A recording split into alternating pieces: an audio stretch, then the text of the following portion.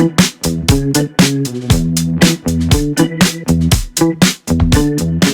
to have Avner Blum with us today. What kind of I think caught us was the fact that he spent time in the army with the airlines, and now he's transitioning into managing procurement with a big meat company in Israel. So like, and just like the fact that we found that he had spent all this time doing all of these things across Israel, Jerusalem. I think all of this just got us really excited. And Shahina works, handles the operations at Procurement League. We spoke to Avner. We were just like, we can't wait to bring you on board and just hear about, you know, all that you've done, all that you've learned, negotiations, procurement, different industries, the army, all of these things. So we just like thought that this would be the best way to kick off the festive season in India and a lot of neighboring countries. So welcome and thank you for being our guest tonight. So I'm going to quickly let you start off with, actually, I'm going to have you start with first introducing yourself and then we'll move forward from there. However you'd like to introduce yourself. Okay, so hi, Devangana. Thank you very much for letting me have the opportunity to come to this show. It's a great pleasure, and I'm very honored. And I really enjoy what Procurement League's content has provided. I actually stumbled across a few videos, and I like that it's so diverse, the different audience that you bring.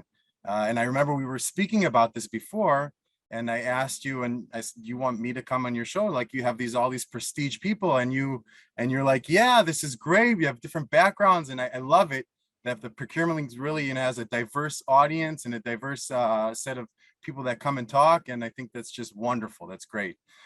So I'm currently working. I'm actually just started a few weeks ago, but I'm currently working at a company that produces cultivated meats from cells of living cows without any slaughter or any harm to the animal. And it's an amazing company because it really has futuristic and environmental goals and achievements that it wants to achieve in the future years to come. And we've been talking about this for a long time, and the world talks about this, how there won't be any resources and food supply. And it's just something that it's like you're living a futuristic kind of movie in the present. So it really is an amazing experience. And I like you introduced before, I've stumbled over a few different jobs in the procurement field, and actually before that I was in the Army, so in a totally different position altogether. So it was pretty amazing. I would also add one more thing, that I'm actually a father of 6. So in between supply chain procurements and and home, there's never a dull moment for me. So yeah, that's me in a nutshell. That is amazing. That's a lot. I don't know how you more about, like, I'm kind of really curious about your role at Aleph right now, and just what do you do there? What is your vision there? How, like, what's your day-to-day life there? And then we'll start going backwards from there. Well, the truth of the matter is, like I said, I've only been here for 2 or 3 weeks. So it's really just the learning process right now. And I'm really just learning everything from the beginning. But my official position is Procurements and Logistics. And it has to do with everything of, first of all, of leading a team of procurements and professionals, and making sure that, that there's materials and stuff for production and for development. And there's not so much that I can share with you regarding it, because it's relatively new, but I'm looking forward to having a great time and a great experience in this new field. Yeah, no, that's really exciting. I'm always watching documentaries about the food chain and how that works, and the Green Revolution, and America's meat eating habits, and just like I'm always really curious about it. So it's really interesting that you're just yeah, just the fact that you started off with talking about how you're trying to be ethical with your meats and all of that, that's just like really, really great to hear. So let's kind of now go all the way back to the beginning, the army. Like how was it? What kind of like made you stay there the time that you did? What was some, big challenges that you faced there? And basically, like, how does the army shape you? I don't know anyone here who has been there. A lot of my family has served on the Indian Army, so I see them and I just see these solid, righteous men. So I'm just curious, what did the army do for you, and what was So your journey in like? Israel, it's mandatory for every citizen to enlist to the army at the age of That's 18. right. Every citizen. It's actually interesting because if you sit with another Israeli and you have nothing to talk about, and you bring up the army, instantly you'll have something to talk about because everyone does it. So I went into the army because everyone has to mandatory enlist to the army, and I started there, and I very early developed a love for team playing and leadership and achieving missions and achieving goals, and I really liked it. And this was right when I went in from the beginning, and when I was done with basic training, my superiors came and said, okay, so what do you want to do now? And I said, I don't know. And they said, okay, we're going to send you to NCO school, which is non-commissioner officer. It's before the rank of an officer. And I said, okay, let's do that. So I was sent to school, this school where you have to lead about 15 men. And I did that, and I was at the position. And when I was done with that, my superior said again, what do you want to do? And I said, I don't know. And they said, okay, let's send you to officer school. And so I was sent to officer school, and I had to lead 30 men. And then it just like things kind of snowballed in that way that I was in the end, I found myself leading 150 men, and I was enjoying myself. And at that point, I was also married and I had kids. And at a certain point, I just said that, I want to devote more time to my family. And I'm kind of going to try my chances with, the civilian world. And I decided to leave after 10 years of active duty. And when I was done, I was looking for a position, and I applied for a certain position in a municipality in Israel. It was more of an operations position, and I went to the interview and everything, and they said, so they gave me a feedback, and they said, okay, we're not hiring. I said, okay, that's it. I started looking for other places, and then after a week, the CEO of the municipality calls me up. He says, listen, you didn't really qualify for that certain position, but I think that we have a position for you that will really fit you well. And I said, okay, what's the position? And they said, procurements and logistics. I said, okay, I know what logistics are. Every army person knows what logistics are, but procurements, I've never heard of it. So they said, we think it'll really fit you well. What do you think about that? So I said, yeah, let's give it a shot. Let's go into it. And I instantly fell in love, because procurements is all, in my perspective, procurements is all about the people. And if you're not leading people, you're dealing with people to provide you goods and services, and that interconnection, a state where people are always working with people, is something that I dearly love, and I'm dearly coherent to it. And from there I said, that's it. I want to be a procurement guy. And I kind of like jumped to different positions from then, to different procurement positions, accumulating different skill sets and tools throughout the way. I never, to be honest, I never did a degree in procurements. My degree is social science and economics and stuff like that. But I never really went into that. I want to do that one of these days.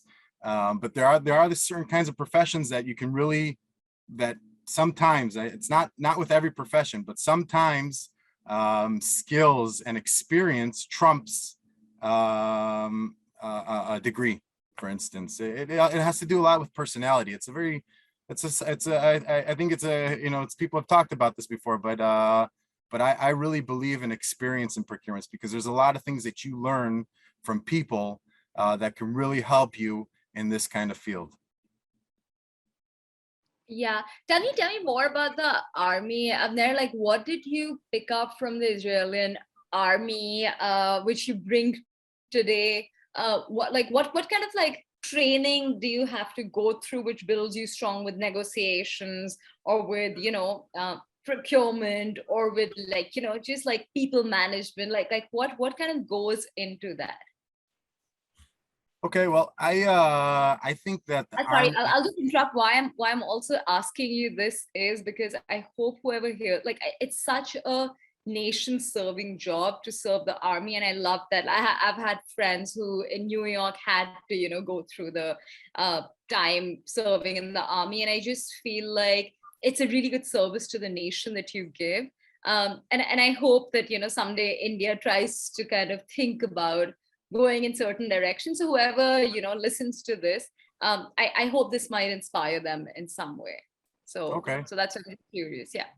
So I think that the army, first of all, is a very intense environment, and it's not like a civilian lifestyle where you go home at the end of the day and you're with your family. It's literally 24/7. You're really experiencing and doing only army stuff, only things that have to do with the army, and I think that per my experience, a lot of stuff that I absorbed in the army kind of brushes off on me today, and all the things that I do and the way that I think also.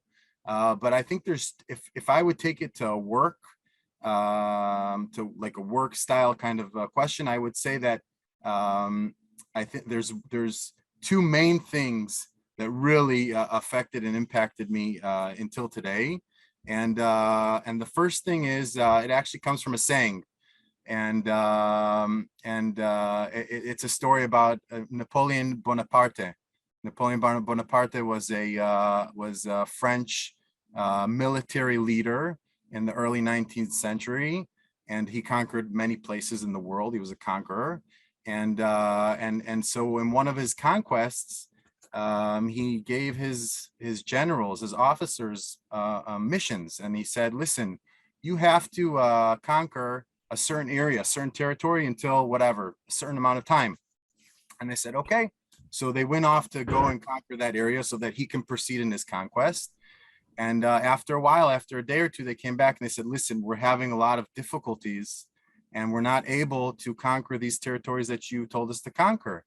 We need more time." That's what they told him. "We need more time." And then Napoleon, this is the famous saying that actually sticks with me today, is he said, "Listen, you guys can ask me for whatever resource you want. If you want money, I can give you money. If you want food, logistics, I can give you food. You want manpower, I can give you manpower. You want more cannons, I can give you cannons. There's one resource that is not in this, I can't give it to you. It's just, I can't give it to you." And they said, "It's time." And I think that that's something that really resonated with me throughout my work career as well, because supply chain and procurement is all about the time. And if anything delays an order, if it's an administrative whatever, something's administrative number that kind of ruined the PO and it wasn't sent out, or the supplier can't get the goods to the port on time, or whatever, any little disruption in time literally affects the organization, and it has ramifications on the whole strategic outview of the organization. And so time is something that really stuck with me, and until today it's something that I kind of always mentor about and talk about. And the second thing is actually through a study, and it's also an Army study. And basically you've heard of the human action to when a person is backed up into a wall. He has the three F's, right? He can fight, he can flight, or he can freeze, right? It's psychological. And most people, when they get into those situations of fear and backed up against the wall, most people they flight and they don't fight. And so a lot of this really, intrigued a lot of Army military psychological researchers throughout the years. What makes a soldier stand up and charge? And charging is the action of a soldier advancing in warfare while he's being shot at, and it just doesn't it's inhumane. It's not logic. It doesn't make sense to run into a wall of fire and explosives, and they really really got to intrigue these psychologists, military psychologists, and they asked the question. They started researching it and asking all these different kinds of armies and different kinds of situations, and they would take every soldier and ask them what the situation was, and they came to a conclusion. Can you imagine what that conclusion was? What was the main factor that made soldiers jump up and charge in front of a wall of fire? I'm not sure. Well, it wasn't discipline, and it wasn't some sergeant standing up and screaming them. The main factor, 90 or 95% of the time, was because they said, if I don't charge, I don't know how my friend next to me is going to look at me, how he's going to perceive me, how he's going to see me, like, after this is done. How can I look him in the eyes? That was the main factor, which is incredible, because that just shows you the power of a team, and the power of someone standing next to you, and how you perceive him, and how you care about what he thinks about you. And that's more effective than any inhumane or logic that went through their head at the same time. And that's something that I would take with me to many places, and I try to implement it with my teams today, that the power of a team is just incredible. And if you have a strong team, you can do anything. You literally can do anything. You can move mountains. And those are the two main things that really stuck with me from the Army. I love that so much. I love that so much because I think we're in such a self-absorbed world that sometimes we forget we're only as strong as you are. And I just think that's such an important value that the Army probably builds in you, because you're always fighting for something bigger than yourself. And the moment the fight becomes something bigger than yourself, the sense of humility and teamwork and, working towards the same mission, vision, goal just comes so intrinsically. So I love that. Thank you for sharing that. 100%. And I also love the factor about time, but let's just, like, Napoleon lived his era, but like, I'm just curious about time. You managed teams, you worked with people. Sometimes time is what breaks humans, because everyone needs their own time, everyone has their own style, everyone has their own way. We all have enough money and resources and intelligence, but when you try to rush something, when you look at climate change, when people are trying to, like, like plastics, microplastics, chemical washing things, it's all coming because we just want to hurry up things. How do you see time play out in the bigger picture, especially in procurement? Because I know it's a very time sensitive space. So I know that a lot of organizations, it depends also on the size of the organization, but I know that a lot of this organizations their supply chain and procurements are divided. And I really think that that supply chain and procurement is one, because the procurement professional has to know the lead time. He has to know the lead time of his suppliers, and he can't just think that it's going to come from above, and that everything is going to happen in well time. He really has to plan this, and if it's not planned, then these things just can fall apart. It all depends on the business also. Like, I'm sure that procurement businesses that buy software, it's different than procurements that are buying goods and things that are tangible.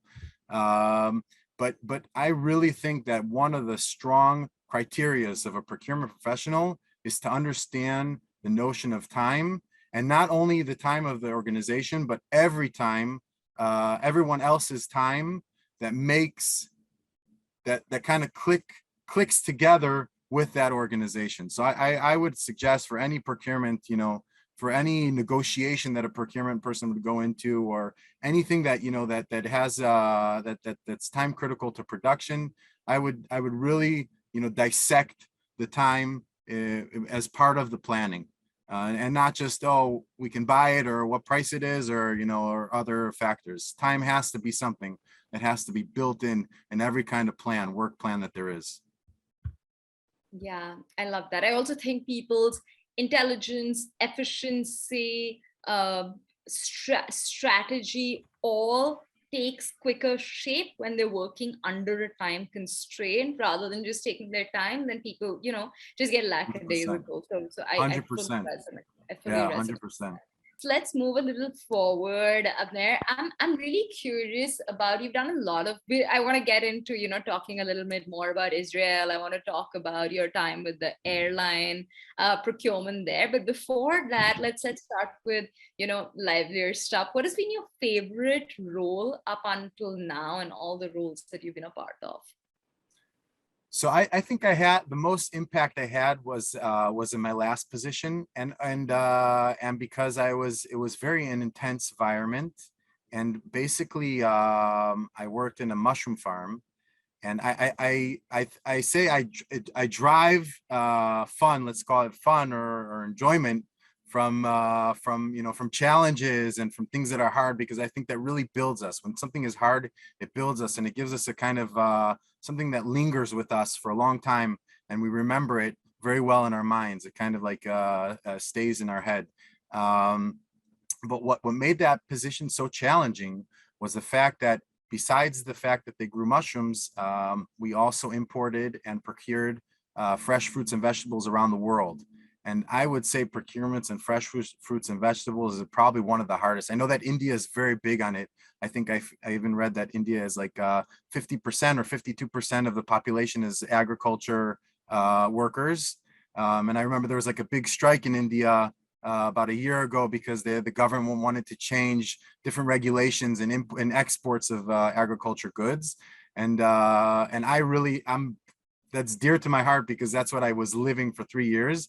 And it was so hard because the fact is that everything is time critical, like we discussed before about time.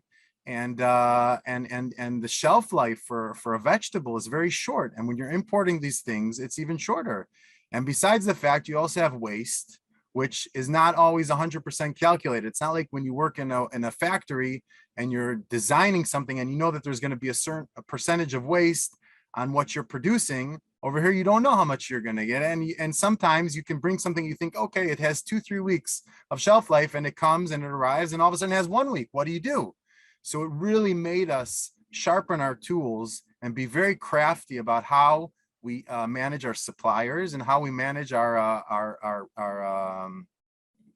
friendships with different people that provided. I call it friendships because the suppliers really, we could talk about it later, but it can be a friendship, a supplier buyer relationship. And sometimes when you didn't have anything and there was waste and you didn't have any supply, you'd look all around the world. You'd have to be very creative and find the certain product that you need and bring it in the fastest time as possible so sales can sell it. And besides the fact that all of this, if you put it in a blender, and also it was in the midst of COVID-19 where suppliers couldn't get their goods to the port. And the shipping lines always had, I think I read a statistic about the shipping lines in the last 2 years, that 95% of shipping lines were late on their schedule, which is even, it makes it even harder. So I think all of these things that made it hard and made me like, really work hard with the team and be crafty and creative really helped my skills and procurements in ways that just, it wasn't just a regular schedule wise, everyone does their thing kind of way. It just really had to find different and creative ways to do it. And that was great. That really, I had a lot of time, a good time enjoying that. Why did you leave that? That sounds really fun. Well, actually, I saw the position here. I saw the position here in Aleph Farms, and I said, wow, this is great. It's a great opportunity, to jump one level. I was in the food sector, I was in agriculture, and then procurements in food tech. So that's, it looked like a really intriguing and cool job. And I said, let's send my resume and see what happens. And I got accepted. I love that. I love that. So have you managed a lot of big teams or small teams? So Yeah. in the army, I managed a lot of teams, and so my procurement roles have been small teams. When I was in the municipality, it was like 2 or 3 people, and also in my last position, it was a few people. In this position as well, it's 2 or 3 people, but it's good because when you have a smaller team, you can give more attention to each person, and you can really you can really work your way around different obstacles when you have a closer team. When you have a big team, you don't always know what's going on. I remember when I was in the Army, someone once told me that once you manage 15 people, you know what all those 15 people are doing. But when you manage 30 people, you know what your NCOs are doing, but you don't know the last soldier what he's doing. And when you're managing 100 people, you only know the 15 people above you. So you never really know what's going on with the last person in the line, which sometimes can be very important. It can be very important information. And you kind of have to be, you have to kind of be circumvent your way around understanding what's going on with every person by reports that you're getting from the people above them. But there's something magical. There's something really magical about managing a small teams, because you're really and you understand every little nuance, and you understand all the little small things that's happening in between those people. So it has its pros and cons. I love that. I Yeah. really love that. So tell me, because I've managed a lot of teams and I currently kind of run a small classroom, so kids on the spectrum of autism as my startup. Tell me what part of you do you think your teams kind of imbibe, and how much do they kind of what are your big struggles with team management, especially in a time sensitive negotiation, intelligence, hustling sensitive space like procurement? What are your big struggles with team management? I would say that because I have because like we spoke before, everything is very time time critical and everything like that. It's finding that balance of empathy. I really believe that every leader should have empathy. That's one of the most important things, and it's a soft skill, because you sometimes can't read cues that the people under you are trying to give you, and sometimes you can, but it's something that you really develop in the time. And I would really suggest people that do lead teams in any kind of business or any kind of any kind of field, that they should really look for those empathy cues, because at the end of the day, people will go after someone, will be led to people that they feel that they can trust, and that they can really put their worries with, and tell them what they feel. Because if people don't feel that, then everything just is hidden. And I think empathy would be the number one ingredient for that kind of success in leading teams. Yeah, I hear you, and I sometimes struggle with too much empathy, and then work doesn't get done, and I'm just like, I don't know how to find the balance. But no, I hear you. Okay, It's finding that balance is hard. Yeah, I can understand. It's You don't want to be really too empathetic, but you want to also be a leader. Like, you want to balance those two things. It's not always simple. I can yeah, relate because I'm to like, that. I hear you, I get it, but I also don't know how to work around it if you can't. So no, Yeah, I hear you. Empathy can be a right, two-edged sword. right, Okay, moving forward to slightly serious matters. I'm always very intrigued by a country's socio-political makeup and how that impacts business overall. I've worked in New York, in Indonesia, and Hong Kong, and now I'm in India. And I've always seen how my work in the space of giftedness and working with children and the government's laws and policies and all of that. Let me know if my internet goes off.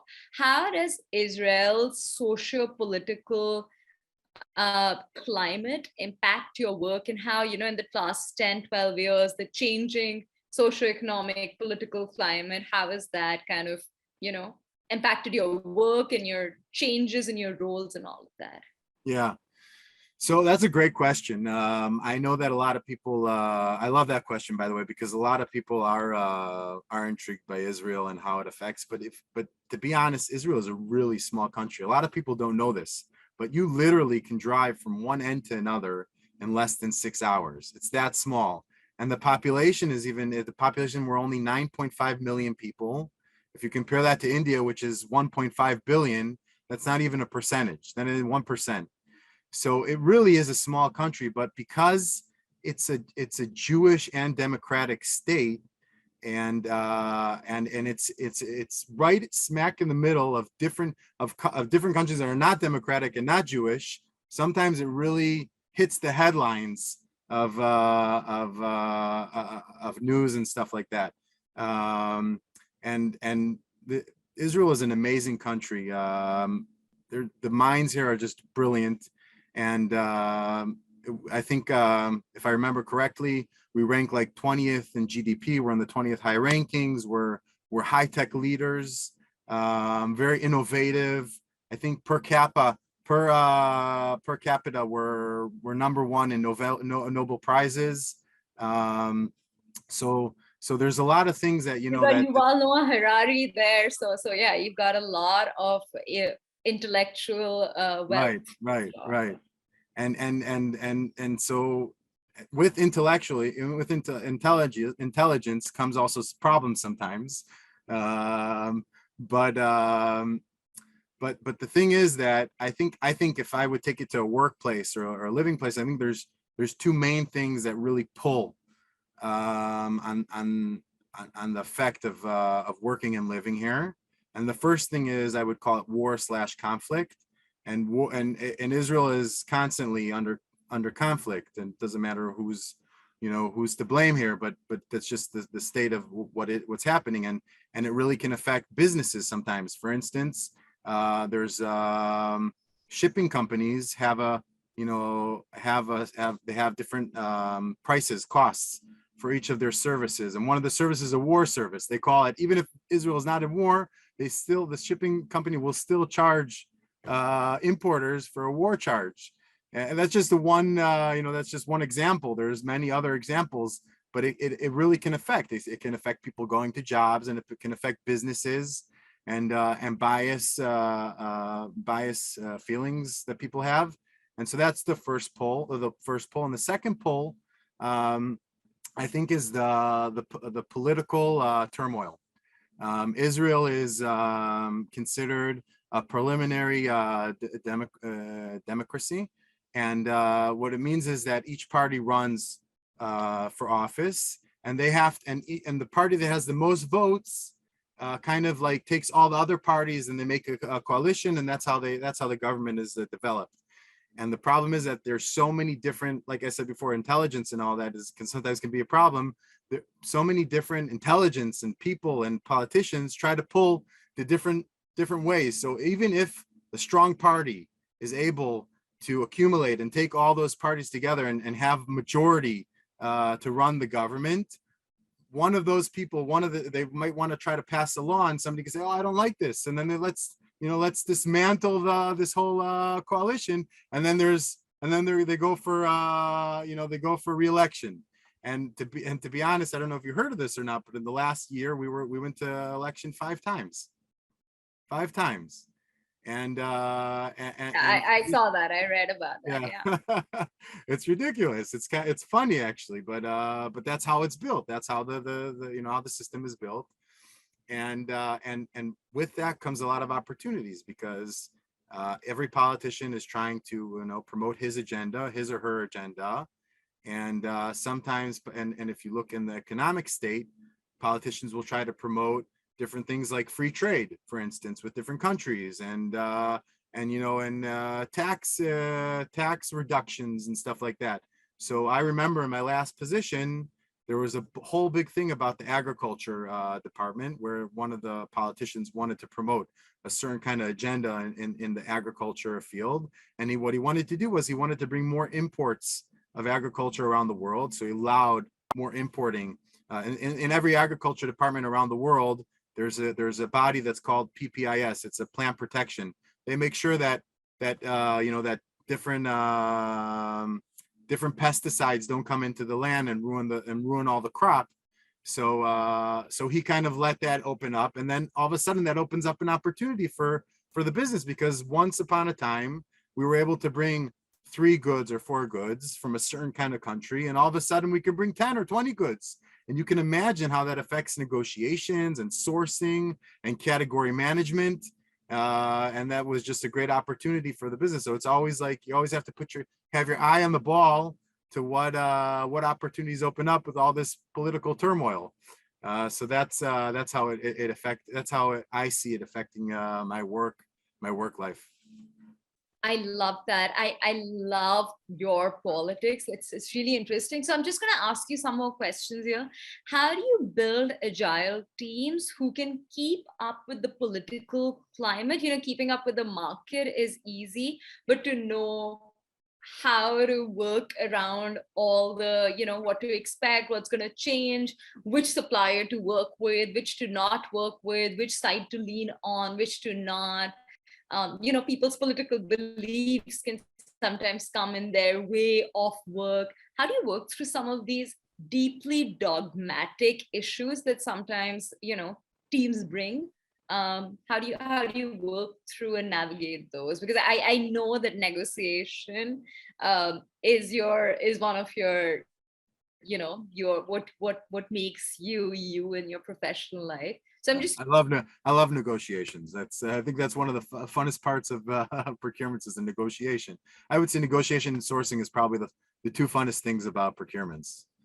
But I think it's developing, and to your question, which is a great question, I think it's developing kind of creativity amongst the team, because really when you have a certain situation in front of you, a certain challenge, there's 1,000 ways, a 1,000 different ways to get out of it, or to find a better route or path.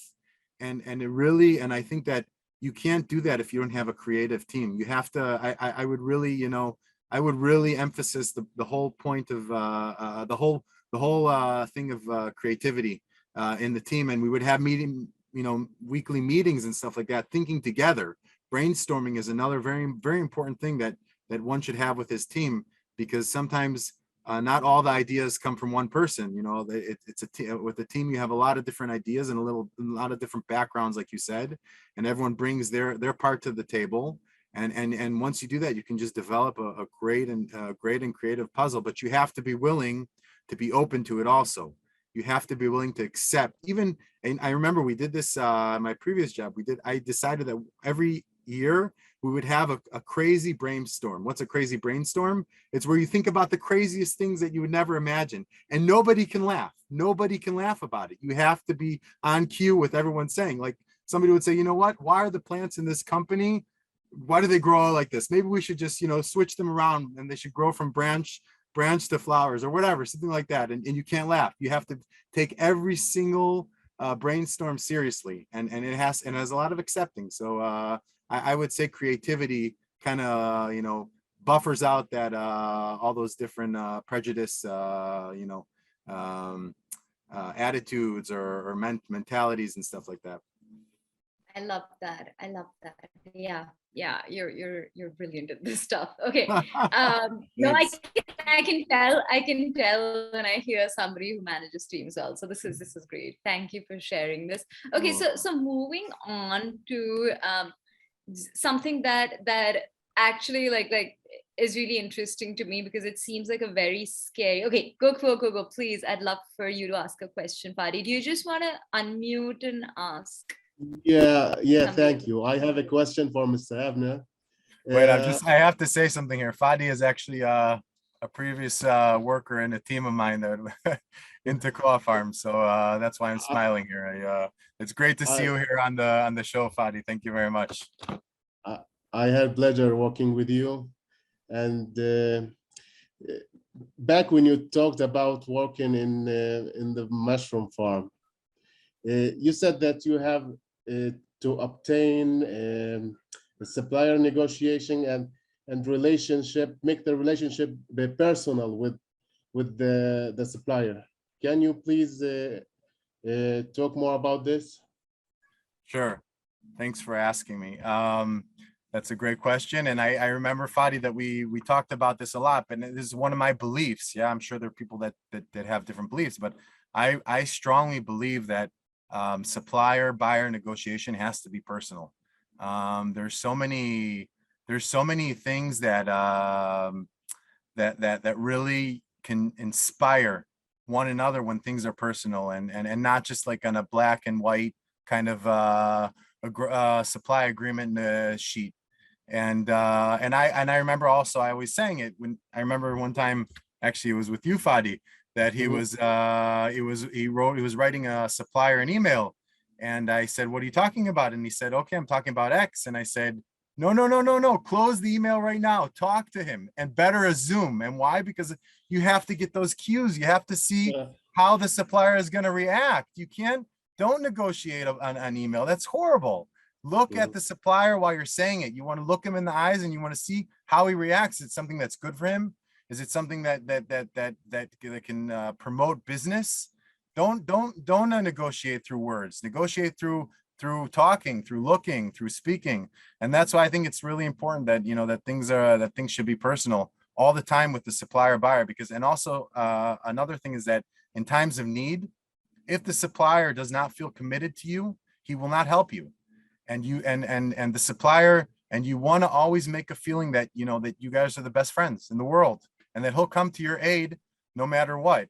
And I think that's something that that really helps when going into negotiation. We're sourcing a supplier also when you have that kind of relationship.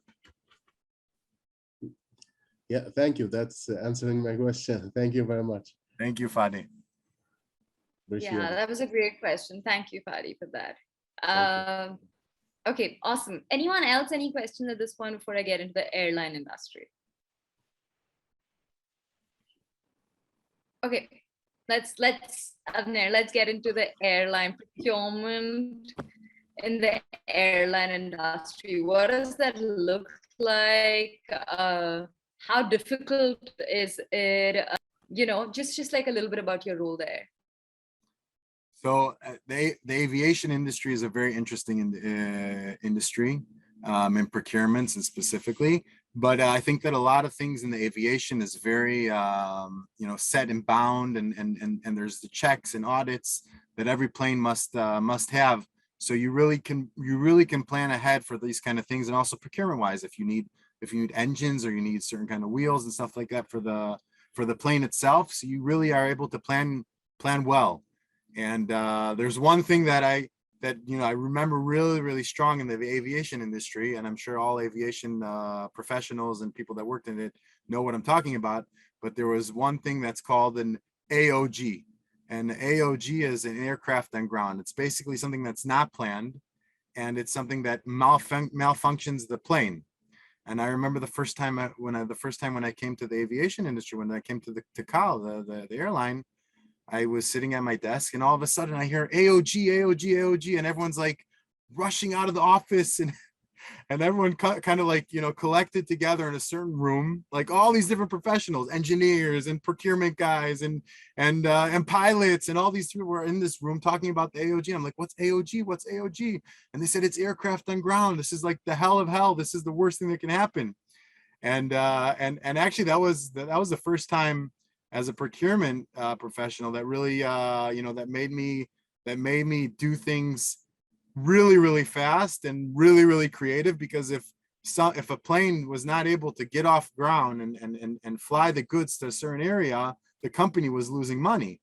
And you'd have to be very creative, like, oh, okay, wait, we have that supplier over here in Germany, and we have that supplier over here in Brazil, and oh wait, if they get it to here, and DHL and the courier, and like everything was so fast, and all the procurement procedures all of a sudden disappeared. Everything that was like, okay, you have the PO and who signs, and everything disappeared. It's just get that as fast as you can and make sure that plane goes up in the air.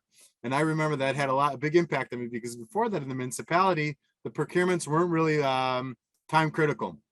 Everything was per plan and procedures and stuff like that. But that was the first time, like, okay, there's all the procedures are just gonna fly out the window, and let's just buy and get what we need in the fastest time that we can. So that would have a big impact on me.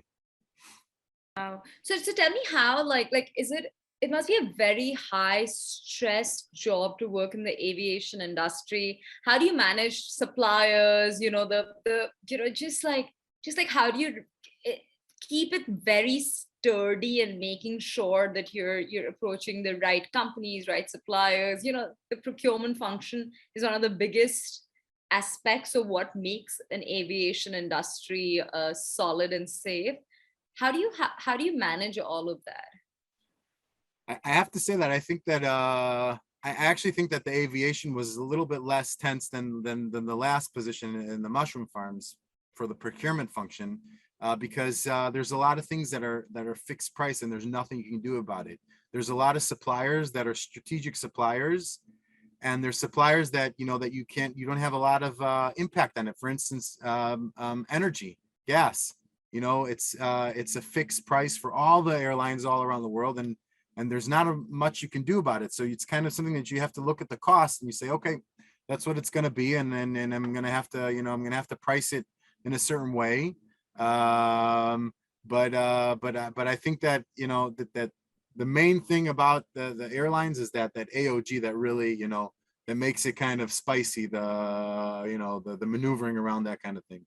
But the rest of the procurements, I really feel that it was pretty simple and a lot of fixed costs and things that not necessarily had a lot of effect and power to change. Thank you for sharing that. Interesting. Any questions at this point? All right. So my last two questions, Avner, are talk a little bit more about procurement leadership these days. Everywhere on LinkedIn, every book these days, every organization, every Harvard, a business review is all about leadership. And I think it's just such a loosely thrown out word that no one even knows, what is leadership anymore. But how would you define what makes procurement leaders really strong? What is procurement leadership in your words? So I think that's a great question, and I think that I think leadership there can be translated in so many different ways. And if I were to take procurement leadership, I'd actually take it through a story. And so in my previous job, we had these annual meetings, these quarterly meetings with stakeholders. And there was kind of there was a few stakeholders, and then the main stake, the stakeholder that really hold the most stakes at the company, he had this saying, and he said he always liked to say, a good supplier is better than a good customer. And everyone would kind of nod their heads and say yes, like the stakeholder saying it, so yeah, it's okay what he's saying. And I always thought that was a weird thing to say, because the customers drive and run the business. Without the customers, you don't have a business. So one time after a meeting, one of these meetings, I went outside. We had a coffee break, and I went to him, and I kind of mustered up courage to talk to him.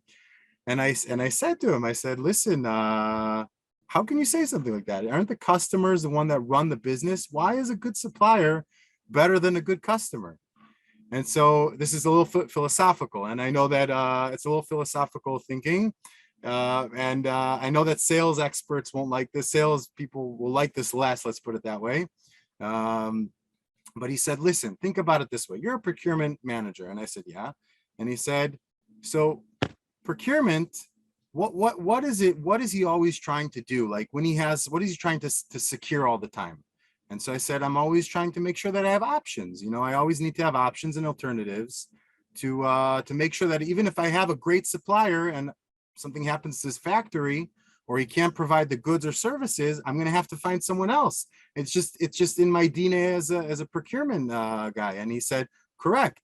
And he said, in every business, there's a customer, and we're customers, and we're also suppliers. So it's the other side of the coin. The customer, what does he care about? The customer is basically you're someone else's customer. So all you care about is making alternatives and options, and the supplier wants always to have a steady flow of money. He wants a steady flow of orders and monies, and nothing should obstruct that flow.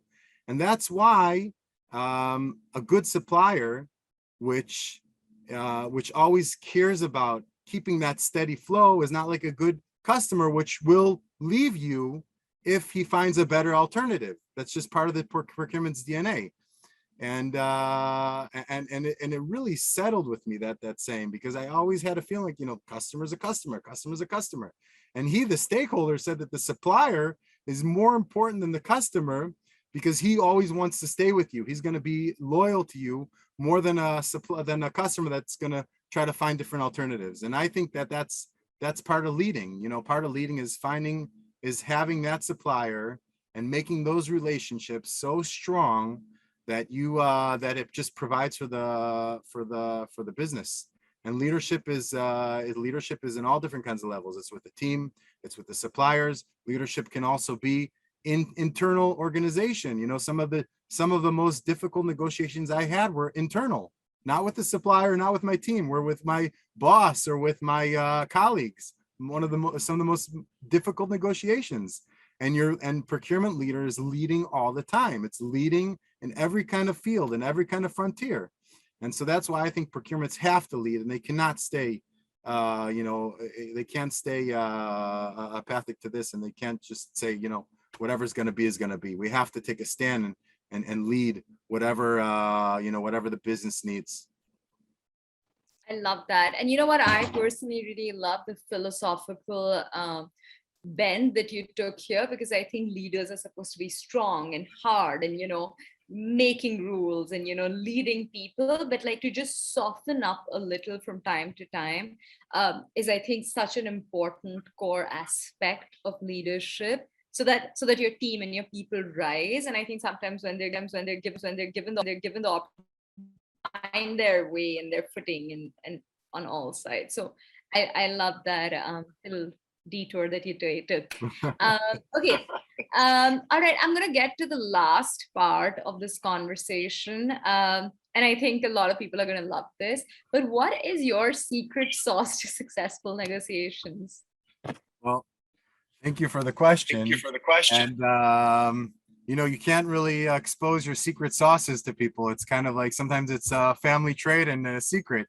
So I thought, there's negotiations. There's many books that have been written about negotiations. And to be honest, every negotiation is different. You can't use one strategy for one negotiation and the other negotiation. It's all about learning. It really is important to learn and really study from negotiation to negotiation. You can't go in thinking that one negotiation is going to be like the other. There's so many different denominators that will change that. But I will give you one ingredient of the secret sauce, and it's probably the most important ingredient.